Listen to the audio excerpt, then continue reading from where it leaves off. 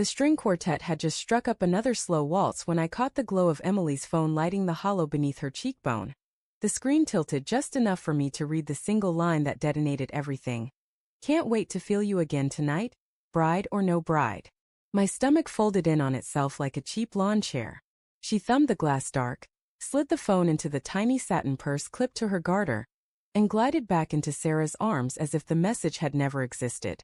The two of them spun under the fairy lights, white dress against midnight suit, laughing in perfect sync while I stood at the edge of the parquet floor clutching a glass of champagne that had gone warm and flat an hour earlier. I told myself it was a prank. Some idiot cousin with a burner app. Emily had been distant for weeks, sure, but weddings do that. She'd been swallowed by seating charts and floral invoices. Still, the words clung to the roof of my mouth like spoiled wine. I watched her now, the way Sarah's hand settled low on the small of Emily's back, thumb tracing the ridge of her spine through silk. Emily's eyes were closed, lashes fluttering against flushed cheeks, and when Sarah whispered something against her ear, Emily's lips parted in a soft, involuntary sigh that I hadn't heard directed at me in months. My pulse hammered so hard I felt it in my teeth. We'd met junior year of college at a dive bar trivia night. She knew every capital in Africa. I knew every lyric to every song the DJ refused to play. 6 years later I'd carried her over the threshold of the little blue house on Maple, kissed the flower off her cheek after she baked lemon bars for the neighbors, fallen asleep to the sound of her humming while she folded tiny onesies that never got used. Trust wasn't something we discussed, it was the floor we walked on. Until tonight when the floor cracked open and I saw the drop. Sarah had always been there, orbiting us like a bright, harmless moon. They'd been roommates freshman year. Finished each other's sentences, shared clothes and secrets and inside jokes that left me smiling politely on the outside. I liked her. She'd helped me pick the ring, swore she'd kill me if I ever hurt him. When Emily's dad walked out 2 years ago, Sarah flew in from Denver and stayed 3 weeks, cooking lasagna and holding Emily while she cried herself to sleep on the couch. I owed her. So why did the sight of them now feel like swallowing glass?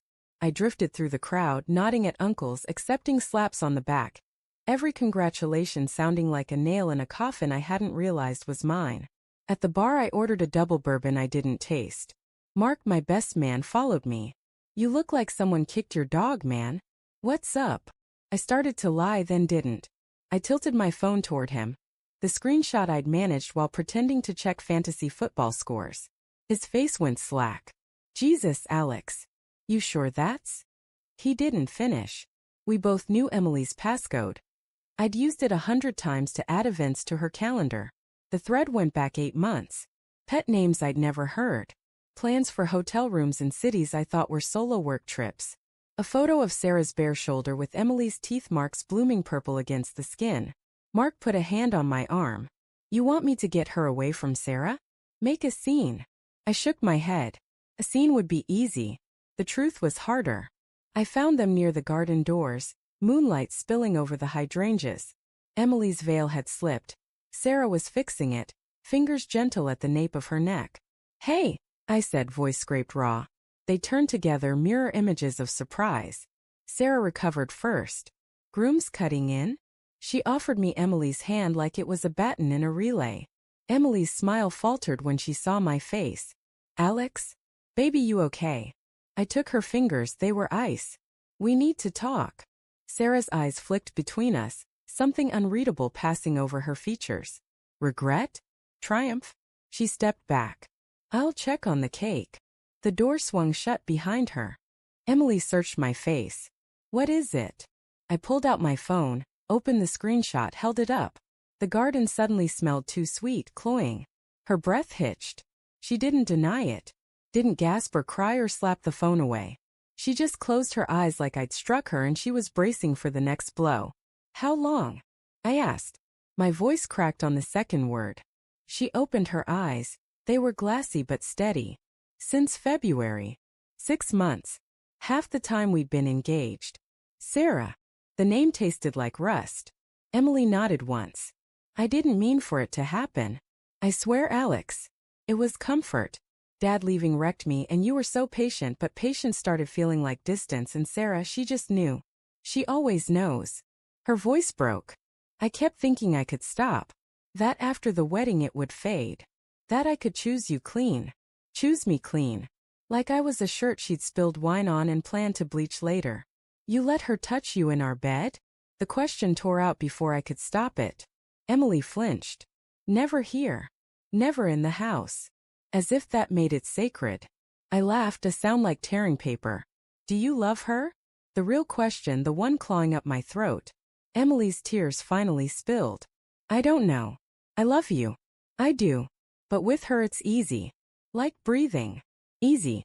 8 years of mortgage applications and fertility clinics and learning how she liked her coffee at 3 a.m. when nightmares hit. And Sarah got easy.